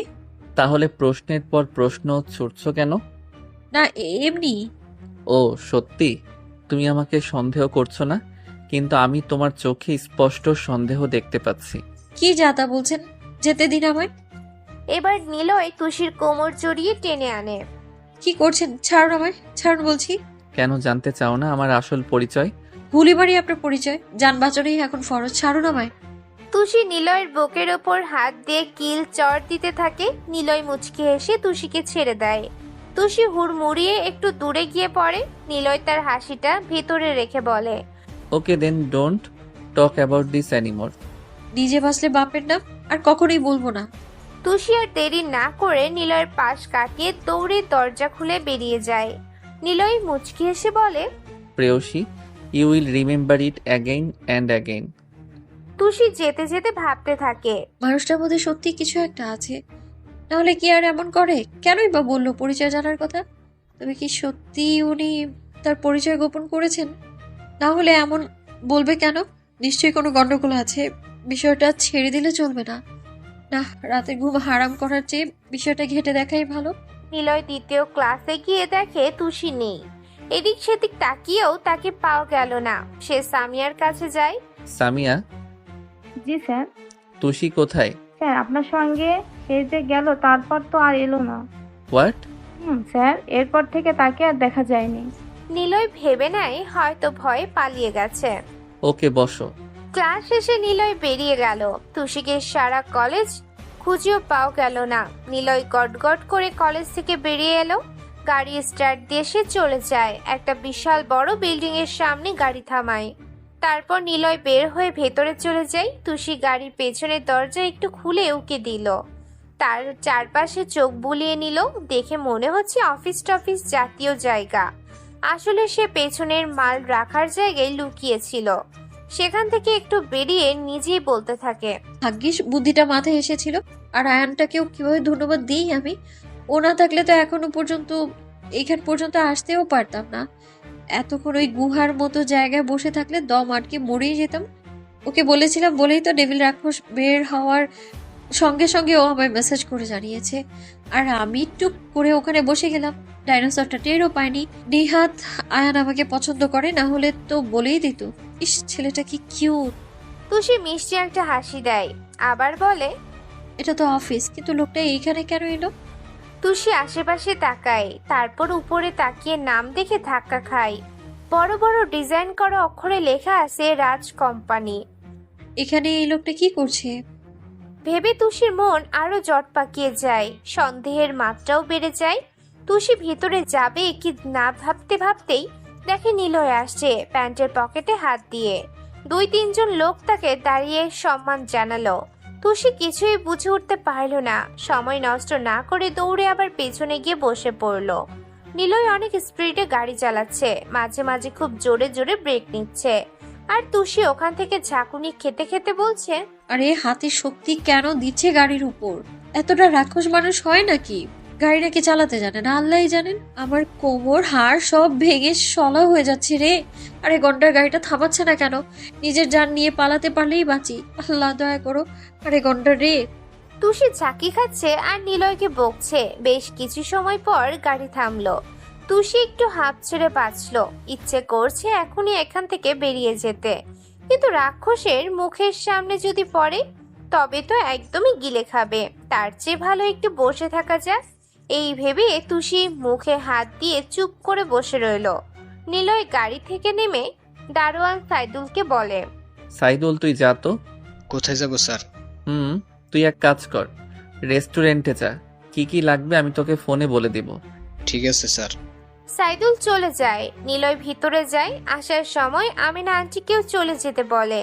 কাল বলেছিল আর তার মেয়ে অসুস্থ, তাই আজ তাকে আগেই পাঠিয়ে দিয়েছে। সাইদুলকেও খাবার আনতে পাঠিয়েছে, তারপর নিজেও চলে যাবে আজ। নিলয় চাবি আঙ্গুলের ডগায় ঘোরাতে ঘোরাতে ভেতরে চলে গেল। তুষি দরজাটা একটু উঁচু করে দেখে কেউ নেই। কোনো রকমে সেখান থেকে বেরিয়ে এলো। বিশাল এক বাড়ি, চারপাশটা যেন স্বর্গের মতো সাজানো। কত গাছ, কত ফুল, পুরো জায়গা জুড়ে সবুজের সমারোহ। বড় একটা পুকুরের মতো পুল, যেখানে রঙিন মাছেরা দৌড়ে বেড়াচ্ছে। পাশেই ছোট্ট ছোট ফুলের টব, সাজানো পথ। বাড়ি নয়, যেন এক খণ্ড বিলাসিতার রাজপ্রাসাদ। তুষি চারপাশে তাকিয়ে অবাক হয়ে যায়। পুলের কাছে গিয়ে যখন হাত ডুবায়, কয়েকটা মাছ এসে তার আঙ্গুল ঠুকরে দেয়। তুষি খিলখিল করে হেসে হাত তুলে নেয়, তারপর মুখে হাত রেখে চারপাশে তাকিয়ে বিড়বিড় করে বলে, ভেতরে যাওয়া ঠিক হবে নাকি চলে যাব? এতটা জায়গা রাক্ষসের ঝাঁকি খেয়ে এসে এমনি চলে যাব? দূর, গিয়ে দেখি না গুহার ভেতর কে আছে। এই বলে তুষি পা টিপে টিপে ভিতরে ঢোকে। দরজাটা আস্তে খুলে ভিতরে প্রবেশ করে। ভিতরে ঢুকে আরো অবাক হয় সে। কি সুন্দর করে সাজানো বাড়ি, বিলাসবহুল আসবাব, রুচিশীল ডেকোরেশন, সবই যেন এক শিল্পীর ছোঁয়া। তুষি এক ঘর থেকে আরেক ঘরে হাঁটতে থাকে, চোখে বিস্ময়। এই সময় নিলয় ওয়াশরুমে লম্বা শাওয়ার নিচ্ছে আর মনে মনে কিছু ভাবছে। তুষি ঘুরতে ঘুরতে এক কোণের রুমে ঢুকে যায়। দেয়ালে বিশাল এক ছবি ঝুলছে, নিলয়ের বড় একটা পোর্ট্রেট। রুমটা নিখুঁতভাবে গোছানো, সাদা চাদর বিছানো বেড, হালকা রঙের প্রিন্টেড ওয়াল, পাশের নরম লাইটিং। তুষির ঘরটা খুব ভালো লাগে। দেখতে দেখতে সে আরো ভিতরে চলে আসে। ঠিক তখনই ওয়াশরুম থেকে শাওয়ারের শব্দ বন্ধ হয়। দরজা খোলার আওয়াজে তুষি হকচকিয়ে যায়। কোনো আশ্রয় না পেয়ে তাড়াতাড়ি আলমারির দরজা খুলে ভিতরে ঢুকে পড়ে। নিলয় টাওয়ার পেঁচিয়ে ওয়াশরুম থেকে বের হয়। ভিজে চুল থেকে পানি টুপটুপ করে পড়ছে। গোছলের পর তার গায়ের রং যেন আরো উজ্জ্বল দেখাচ্ছে। চুলের ফোঁটা বুক পেয়ে নিচে পড়ছে। নিলয় রুমের আশেপাশে একবার তাকিয়ে আলমারির দিকে এগোয়। আলমারি খুললে নিচে গুটিসুটি মেরে বসে থাকা তুষিকে দেখতে পায়। তুষি ভয়ে জড়সড় হয়ে চোখ বন্ধ করে আছে। নিলয় কাপড় খুঁজতে গিয়ে হ্যাঙ্গার সরাতে সরাতে তুষির হাত পেয়ে যায়। এক হাতে তাকে নিজের বুকের মাঝে টেনে নেয়। পা দিয়ে আলমারির দরজাটা বন্ধ করে তুষিকে বুকের সাথে মিশিয়ে রাখে। তুষির চোখ বন্ধ করে আছে, যেন বুঝি রাক্ষসের করাল গ্লাসে পড়েছে। ভয়ে সে নিলয়ের বুকে মুখ লুকিয়ে রাখে। নিলয় অপলক তাকিয়ে আছে তুষির দিকে, মুখে মৃদু হাসি। কিছুক্ষণ পর তুষি আস্তে আস্তে চোখ খুলে তাকায়। নিলয়ের চোখের দৃষ্টি তাকে আরো অস্থির করে তোলে। ভয়, লজ্জা আর বিস্ময়ে তার শরীর কেঁপে ওঠে। শুকনো ঢোক গিলে নিলয়ের দিকে তাকিয়ে থাকে তুষি। তুষি নিলয়ের বুক থেকে নিজেকে দূরে সরিয়ে আমতা আমতা করে বলে, আসলে আমি আসছি। তুষি দৌড়ে চলে যেতে চাইলে নিলয় পিছন ফিরে তার হাত ধরে ফেলে। তুষি ভয় পেয়ে থমকে যায়। নিলয় হঠাৎ হ্যাঁচকা টানে তুষিকে নিজের কাছে টেনে নেয়, কোমর জড়িয়ে আরো কাছে আনে। তুষি, তাহলে আমার পরিচয় টানেই তুমি চলে এলে এখানে অবধি? আমি আসলে আমার প্রেয়সী মানে তুমি আমার ভালোবাসা। কি সব বলছেন আপনি? কি সব নয়, ঠিকই বলছি। আমার পরিচয় জানা এতই দরকার ছিল প্রেয়সী? কিসের পরিচয়? নিলয় তুষিকে ছেড়ে একটু দূরে গিয়ে দাঁড়ায়। তুষি দৌড়ে দরজার কাছে যায়, কিন্তু দরজা খুলতে পারে না। নিলয় মুচকি হেসে পেছন ফিরে বলে, তোমার স্বপ্নের রাজ এত কাঁচা কাজ করে না। মানুষটার কথা শুনে তুষি ভীষণভাবে অবাক হয়, চোখের পাতা ঘন ঘন কাঁপে। Tushi, locking the door. Please দরজাটা খুলে দিন, প্রমিস আর কোনোদিনও আসবো না, আই প্রমিস। কেন? তুমি না আমার আসল পরিচয় জানার জন্য এত কষ্ট করে এখানে এলে? না, আমি কখনো এখানে এলাম আমি নিজেই জানি না, কিভাবে এলাম তাও জানি না। প্লিজ দরজাটা আনলক করে দিন, আমি বাসায় যাব। নিলয় তুষির দিকে তাকিয়ে শান্ত গলায় বলে, তুষি, আমি রাজ, নিলয় আহমেদ রাজ, সংক্ষেপে রাজ চৌধুরী। আমি তোমার সেই স্বপ্নের রাজ যাকে দেখার জন্য তুমি দিনরাত উদ্বিগ্ন থাকো। আমি তোমার সেই ড্রিম বয় যাকে তুমি স্বপ্নে দেখো কিন্তু বাস্তবে খুঁজে বেড়াও, যার অস্তিত্ব তোমার কাছে ছিল অজানা। সে আমি আজ তোমার সামনে দাঁড়িয়ে আছি, যাকে একবার দেখার জন্য তুমি ব্যাকুল হয়ে থাকো। আমি তোমার সেই রাজ। তুষি রসগোল্লার মতো চোখ বড় বড় করে তাকিয়ে থাকে মানুষটার দিকে। তুষি কখনো কাঁপছে, তার চোখে জল নয়, যেন আগুনের ফুললিঙ্গ বের হচ্ছে। নিলয়ের হাত থেকে নিজেকে ছাড়িয়ে সে তীব্র ঘৃণায় দুপা পিছিয়ে যায়। তার চেনা রাজ মুহূর্তের মধ্যে এক অচেনা ভয়ানক মানুষে পরিণত হয়েছে। তুষি চিৎকার করে ওঠে, আপনি কে? আগে আমার প্রশ্নের জবাব দিন, তাহলে আমি আর কখনোই আপনার সামনে আসবো না। কে আপনি? কেন এতদিন আমার সাথে অভিনয় করলেন? আমি যাকে ভালোবেসেছি সে কি শুধু একটা মুখোশ ছিল? রাজ নামে আমার যার সাথে পরিচয়, সে কি শুধুই একটা ছলনা? নিলয় স্থির হয়ে থাকে, তার চোখে এখন শীতল কাঠিন্য, যা তার মাফিয়া সত্তার পরিচয় বহন করে। তবে তুষির যন্ত্রণা কাতর মুখ দেখে সে কাঠিন্য কিছুটা হলেও টলে যায়। সে ধীরে ধীরে তুষিকে ছেড়ে দেয়, তারপর শান্ত হয়ে দাঁড়ায়। গলার কাছে শার্টের ভাঁজটা ঠিক করে সে তুষির দিকে তাকায়। নিলয় গম্ভীর স্বরে বলে, শান্ত হও তুষি, বসো। আমি জানি তোমার অবিশ্বাস হওয়া স্বাভাবিক, কিন্তু বিশ্বাস করো, আমি সবটা ব্যাখ্যা করব। তোমার প্রত্যেকটা প্রশ্নের উত্তর আমি দেব। তুমি চলে যাওয়ার আগে অন্তত একবার আমার কথা শোনো। নিলয় একটু হেঁটে গিয়ে বারে রাখা একটি গ্লাসে জল ঢেলে তুষির দিকে এগিয়ে দেয়। তুষি হাত দিয়ে সে গ্লাসটা ঠেলে সরিয়ে দেয়। আমি আপনার দেয়া কিচ্ছু নেব না, জল নয়, সত্যি চাই আমি, বলুন। নিলয় দীর্ঘশ্বাস ফেলে, গ্লাসটি টেবিলে রেখে দেয়, তারপর বলে, আমি মাফিয়া জগতের রাজা নিলয় নামে পরিচিত, সেই সাথে আমি আন্তর্জাতিক বিজনেসম্যানও। সাধারণ মানুষের কাছে আমার দুটো পরিচয়। বিজনেসম্যান হিসেবে আমি রাজ নামে পরিচিত, আর মাফিয়া জগতে, অন্ধকার দুনিয়ায় সবাই আমাকে নিলয় নামে চেনে। এই পরিচয়ই তোমাকে দেওয়ার কথা ছিল না, কিন্তু এখন আর লুকিয়ে লাভ নেই। তুষির কানে নিলয়ের কথাগুলো যেন বিষের মতো ঢুকছে, তার সারা শরীরে কাঁপন শুরু হয়। মাফিয়া রাজা? আমি আমি কার সাথে মিশেছি এতদিন? এই শহরের সবচেয়ে বড় ক্রিমিনালের সাথে। আর রাজ, সে কি শুধুই আমার কাছে আসার একটা পথ? প্রথমটা সত্যি। আমার একটা বড় প্রজেক্ট ছিল, সেখানে এখানকার স্বরাষ্ট্রমন্ত্রী আবরারের আন্ডারে ছিল সমস্ত কাজ, কিন্তু সেই আবরার আমার বিজনেস থেকে প্রায় 20 কোটি টাকা সরিয়ে দিয়ে উধাও হয়ে যায়। আমার সাম্রাজ্যে এই ক্ষতি মেনে নেওয়ার মতো নয়। তাকে খুঁজে বের করাটা আমার কাছে ব্যবসায়িক প্রয়োজন ছিল। নিলয় একটু এগিয়ে গিয়ে একটি চেয়ারে বসে। তার দৃষ্টিতে এখন শুধু সত্য বলার প্রত্যয়। নিলয় আবার বলে, আমি তাকে পাগলের মতো খুঁজছিলাম। খোঁজ নিয়ে জানতে পারি তার পরিবারের একজন সদস্য এই শহরের একটি কলেজে পড়ে, আর সেই পরিচিত ব্যক্তিটা হলে তুমি। তোমার দাদি দুজন ছিল। তোমার বাবার সৎ ভাই হলো স্বরাষ্ট্রমন্ত্রী আবরার, আর তোমার বাবা আবরারের সাথে যোগাযোগ বহু বছর ধরে রাখেনি। তুষি দীর্ঘশ্বাস ফেলে একটা মাথায় হাত দিয়ে সে বলে, আমার চাচা আবরার, তার মানে আপনি আমার পিছু নিয়েছিলেন সেই টাকার জন্যে? আমার সরলতা, আমার বিশ্বাস, সবকিছুর সুযোগ নিয়েছেন আপনি। নিলয় এবার উঠে দাঁড়ালো। তার কণ্ঠস্বরে ধীরতা লেগে আছে। সে তুষির দিকে তাকিয়ে বলে, হ্যাঁ, আমি প্রথমে জানতাম না তোমার চাচাই আবরার, শুধু জেনেছিলাম তার পরিচিত কেউ কলেজে পড়ে। আমি তাকে খুঁজে বের করতে তোমাকে আমার ফাঁদ হিসেবে ব্যবহার করতে চেয়েছিলাম। রাজ নামে তোমার সাথে পরিচিত হই, কিন্তু নিলয় তুষির দিকে এক পা এগিয়ে গেল। এবার তার চোখে আর কাঠিন্য নেই, শুধু গম্ভীর আবেগ লেগে আছে। সে বলে, কিন্তু সব হিসেব পাল্টে গেল তুষি। আমার উদ্দেশ্য ছিল আবরারের খবর পাওয়া, তোমার কাছ থেকে তথ্য নিয়ে আমার টাকা উদ্ধার করা। কিন্তু তোমার সরলতা, তোমার হাসি, তোমার সাথে কাটানো প্রতিটি মুহূর্ত, সেগুলো আমাকে বদলে দিতে শুরু করে। আমি তোমাকে ভালোবেসে ফেলি, পাগলের মতো ভালোবাসি।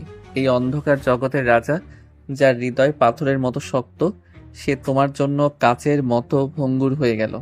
তাই তোমার জন্য চলে আসি এখানে। আমার কাছে এখন 20 কোটি টাকাও তুচ্ছ, যদি তার বদলে তোমাকে হারাতে হয়। তুষি থমকে যায়। তার মনে পড়ে রাজের আন্তরিকতা, তার যত্ন। একটা মাফিয়ার রাজা যে কিনা এত বড় ক্ষতির কথা ভুলে গিয়ে তার জন্য ছুটে এসেছে। তুষির কণ্ঠস্বর নরম হয়ে আসে। সে বলে, আমি বিশ্বাস করব কি করে? মাফিয়া কখনোই ভালোবাসতে পারে না। আপনি শুধু আমায় ইউজ করতে চেয়েছেন। নিলয় তুষির কাছে এসে তার হাত দুটো ধরে। এবার তুষি হাত সরিয়ে নেয় না। নিলয় বলে, আমার জীবনের ঝুঁকি নিয়ে আমি তোমার সামনে দাঁড়িয়ে আছি তুষি। আমি তোমাকে মিথ্যা বলতে পারতাম, কিন্তু বলিনি। আমি জানি আমি যা করেছি তা ক্ষমার অযোগ্য, কিন্তু আমার ভালোবাসাটা খাঁটি। গত 3 দিন আমি আমার অফিসের গুরুত্বপূর্ণ কাজ আর তোমার চাচার খোঁজ করছিলাম। আমি খবর পেয়েছি তোমার চাচা আবরার তোমাকে ব্যবহার করতে চেয়েছিল, তাই সে তোমাকে তুলে নেবার জন্য তার গুন্ডা মাফিকে পাঠাই কলেজে। সে আবারও আসবে তুষি। তোমার জীবন এখন ঘোর বিপদে। তোমাকে রক্ষা করার জন্য আমার এই মাফিয়া ক্ষমতার প্রয়োজন। আমি মাফিয়া হতে পারি, আমার হাতে হয়তো রক্ত লেগে আছে, কিন্তু আমি তোমার ক্ষতি হতে দেব না। আবরার তোমাকে আঘাত করার আগে আমি তাকে শেষ করব। তোমাকে এখন আমার সুরক্ষা দরকার। তুমি রাজকে ভালোবেসেছিলে, এবার মাফিয়া নিলয়কেও ভালোবাসো। আমি রাজ, যে তোমাকে রক্ষা করতে পারে। তুষি কিছুক্ষণের জন্য চোখ বন্ধ করে। তার ভেতরে দ্বিধা ও ভয় এক ভয়াবহ যুদ্ধে মেতেছে। রাজের প্রেম নাকি নিলয়ের অন্ধকার জীবন। কিন্তু এই মুহূর্তে তার সামনে যে লোকটা দাঁড়িয়ে, তার চোখে সে শুধু আবেগ আর সুরক্ষা দেখছে। তুষি ধীরে ধীরে চোখ খোলে। তার চোখে এখন অশ্রুর বদলে এক ধরনের স্থিরতা। আপনি বলছেন আপনি আমায় ভালোবাসেন? এই বিপদের মুখেও আমার সাথে থাকতে চান আপনি? আমি তোমাকে ছাড়া বাঁচবো না তুষি। আমার জীবনে এর চেয়ে বড় সত্য কিছু নেই। আমি রাজ হিসেবে তোমার পাশে ছিলাম, নিলয় হিসেবে তোমার ঢাল হয়ে থাকবো। আমাকে শুধু এইটুকু বিশ্বাস দাও, তুমি আমার হাত ছেড়ে যাবে না। তুষি ধীরে ধীরে নিলয়ের দিকে এগিয়ে যায়। তার সব ভয়, সব অবিশ্বাস যেন এক লহমায় দূর হয়ে যায়।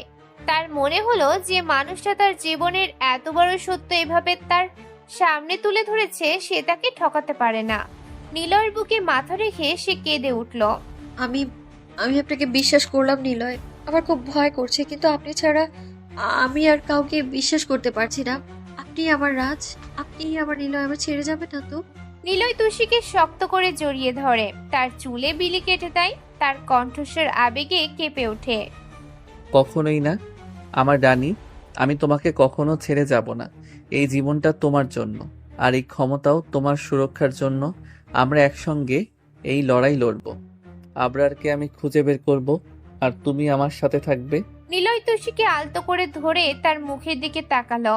তাদের চোখে এখন গভীর ভালোবাসা। নিলয় ভালোবাসার সাথে মিশিয়ে প্রতিজ্ঞা করলো তুষির জন্য সে তার জীবনের সবটুকু বাজি রাখবে। নিলয়ের ফ্ল্যাটটি যেন বাইরের জগৎ থেকে সম্পূর্ণ বিচ্ছিন্ন এক দুর্গ। তুষির কাঁধ থেকে ভয় আর সন্দেহের ভার নেমে গেলেও নতুন এক অজানা আশঙ্কার শীতল স্রোত বইছে তার শিরায়। নিলয় তাকে সবটা খুলে বলার পর তুষি সিদ্ধান্ত নিয়েছে সে এই ভয়ঙ্কর প্রেমের সঙ্গেই থাকবে। তুষি নিলয়ের বুক থেকে সরে এসে বলে, আবরার মানে আমার চাচা, সে এত নিচে নামতে পারে? সে সত্যি আমায় তুলে নিতে লোক পাঠিয়েছিল? শান্ত হও। সে শুধু তোমার ক্ষতি করতে চায় না, সে আমার কাছ থেকে প্রতিশোধ নিতে চায়। কারণ আবরার জানে তুমি আমার জীবনের সবচেয়ে দুর্বল জায়গা। গত 3 দিন আমি আমার লোকজনকে প্রস্তুত করেছি। মাফিকে আমি দেখেছি, সে এখন আমার নজরে। কিন্তু আবরার এত সহজে ধরা দেবে না। সে সম্ভবত শহর ছেড়ে পালানোর চেষ্টা করবে। তাহলে এখন কি করা উচিত আমাদের? তোমার সুরক্ষা সবার আগে।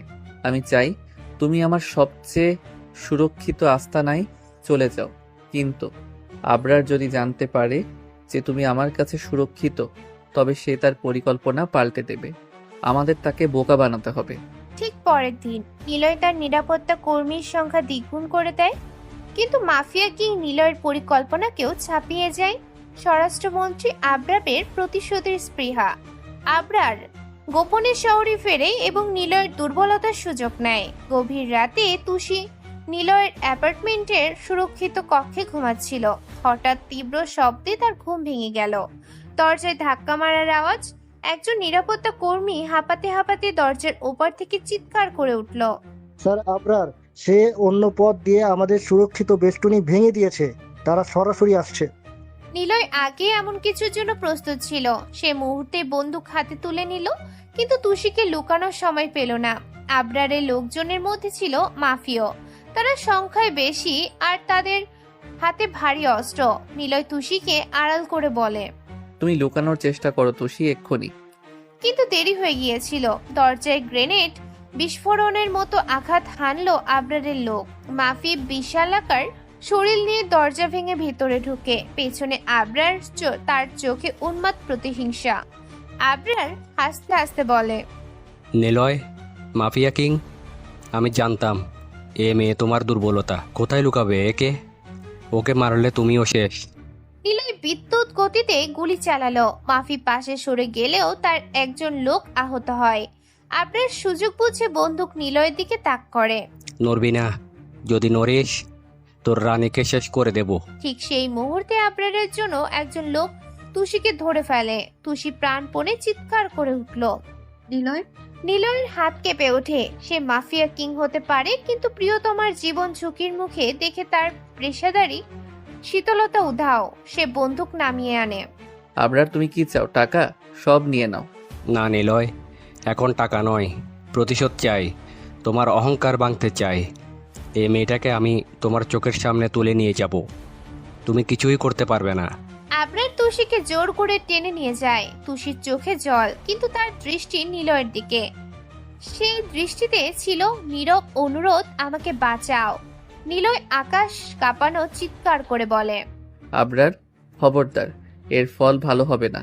কিন্তু ততক্ষণে তারা তুষিকে নিয়ে বেরিয়ে গেছে। আহত নিলয় তার হাতে থাকা বন্দুকটা মেঝেতে ছুঁড়ে ফেলল। তার সারা শরীর কাঁপছে, কিন্তু প্রতিশোধের আগুন তাকে আবার স্থির করে দিল। 5 ঘন্টা পর নিলয় আর এক মুহূর্ত নষ্ট করে না। তার নিজের নিরাপত্তা বাহিনী এবং মাফিয়া জগতে বিশ্বস্ত লোকজনের সাহায্য সে দ্রুত আবরারের আস্তানা খুঁজে বের করে। শহরের উপকণ্ঠে একটি পরিত্যক্ত গুদাম ঘরে থাকে সে। নিলয় একা গুদামের দিকে এগিয়ে গেল। তার হাতে 2টো অত্যাধুনিক পিস্তল। তার চোখে এখন শুধু তুষিকে মুক্ত করার জেদ। সে এখন আর রাজ নয়, সে অন্ধকারে সেই রাজা নিলয়। ভিতরে ঢুকতে আবরারের লোকজনের সাথে তার তুমুল সংঘর্ষ শুরু হলো। গুলির শব্দে গুদাম ঘর কেঁপে উঠল। একা এসে 3 জনকে ধরাশায়ী করল। মাফি তাকে রুখতে আসে। বিশালাকার মাফি নিলয়ের দিকে তেড়ে আসলো। নিলয় দ্রুত পিস্তল পিছনে রেখে নিজের হাত দিয়ে মাফির সাথে লড়তে শুরু করে। কিছু সময় পর মাফির পেটে ছুরি ঢুকিয়ে দেয় নিলয়। নিলয় তখন তুষিকে দেখতে পায়। তুষি একটি চেয়ারের সাথে বাঁধা, তার মুখ কাপড়ে আটকানো। পাশে দাঁড়িয়ে বন্দুক হাতে আবরার। আবরার বন্দুক তুষির মাথায় ঠেকিয়ে বলে, নিলয়, যথেষ্ট হয়েছে। আর এক পায়ে গলে তোর রানী শেষ। আবরার, তাকে ছেড়ে দে। আমি একা তোর কাছে এসেছি, এই টাকা নিয়ে নে। নিলয় একটি ছোট্ট ব্যাগ ছুঁড়ে দিল, তাতে ছিল কয়েক কোটি টাকা। আবরার পাগলের মতো হাসতে হাসতে বলে, টাকা? এখন টাকা আমার কাছে খেলনা। তোর এই অসহায় মুখ দেখতে চাইছিলাম আমি। আবরার ট্রিগারে চাপ দিতে যাবে, মুহূর্তের মধ্যে নিলয় পকেটে রাখা একটি ছুরি মারে ওর দিকে। ছুরিটি সরাসরি আবরারের হাতে গিয়ে লাগে, বন্দুক ছিটকে পড়ে হাত থেকে। নিলয় বিদ্যুৎ গতিতে আবরারের দিকে ছুটে গেল। তুই আমার ভালোবাসা কেড়ে নিতে চেয়েছিলি। নিলয় আবরারকে ধরে মাটিতে ফেলে দিল। তাদের মধ্যে শুরু হলো চূড়ান্ত সংঘাত। মাফিয়া কিং নিলয় তার সমস্ত ক্রোধ আর প্রতিশোধের আগুন দিয়ে আবরারকে আঘাত করতে লাগলো। আবরার প্রতিরোধ করার চেষ্টা করলো, কিন্তু নিলয়ের হাতে তার সব শক্তি যেন শেষ হয়ে যাচ্ছিল। অবশেষে একটি নির্মম আঘাতে আবরার চিরচরে নিস্তেজ হয়ে গেল। নিলয় উঠে দাঁড়ালো, তার শরীর রক্তে ভেজা, কিন্তু তার চোখে তখন স্বস্তি। সে দ্রুত তুষির কাছে গেল। নিলয় দ্রুত তুষির বাঁধন খুলতে খুলতে বলে, তুমি ঠিক আছো? তুষি নিলয়কে জাপটে ধরে, তার শরীরের কাঁপুনি নিলয়ের শক্তি অনুভব করে শান্ত হলো। নিলয়, আমি জানতাম আপনি আসবেন। আমি ভয় পাইনি, কারণ আমি বিশ্বাস করেছিলাম আপনাকে। নিলয় তুষিকে শক্ত করে জড়িয়ে ধরে, তার হৃদস্পন্দন জানান দিচ্ছে সে এই চরম পরীক্ষায় পার হয়েছে। তোমাকে ছাড়া আমার জীবন অর্থহীন হয়ে যেত তুষি। আমি তোমাকে প্রতিশ্রুতি দিচ্ছি, আর কোনো বিপদ তোমার কাছে ঘেঁষতে পারবে না। আমি তোমাকে রক্ষা করব সব সময়। আমার সব ক্ষমতা তোমার জন্য। তুষি নিলয়ের চোখে গভীর ভালোবাসার দৃষ্টিতে তাকালো। সে দেখে এই মাফিয়া কিং এর অন্তরে কতটা প্রেম লুকিয়ে আছে।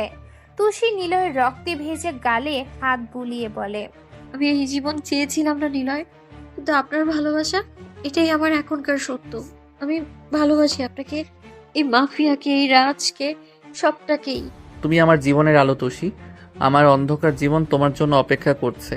এবার থেকে আমাদের কোনো লুকোচুরি নেই। তুমি আমার সাথে থাকবে। আমরা নতুন করে জীবন শুরু করব একসাথে। নিলয় তুষিকে কোলে তুলে নিল। গুদাম ঘরের বাইরে তখনও রাত, কিন্তু নিলয় ও তুষির হৃদয়ে এখন নতুন সকাল। প্রেম আর সুরক্ষার এক নতুন বাঁধন তৈরি হলো, যা মাফিয়া জগতের সমস্ত বিপদকে অতিক্রম করার ক্ষমতা রাখে।